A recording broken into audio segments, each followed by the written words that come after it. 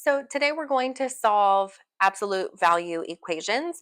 And whenever we're doing absolute value, I like to teach it this way, where you're imagining a number line, you have a plus 7, and the absolute value is defined as the distance away from this value.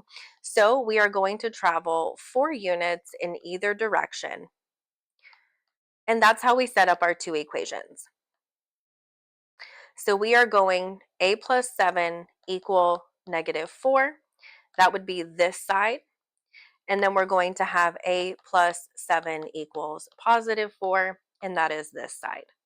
From here, all we do is subtract 7 from both sides. So we get a is -11 and a is -3.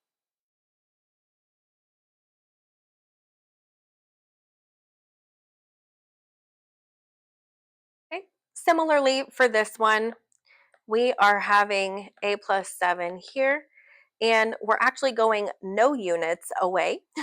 So there isn't a plus or minus. It's just going to be a plus 7 equals 0. So a is -7. This one is kind of a trick question. There's no such thing as having a negative value as a result of our absolute value. So this one is no solution.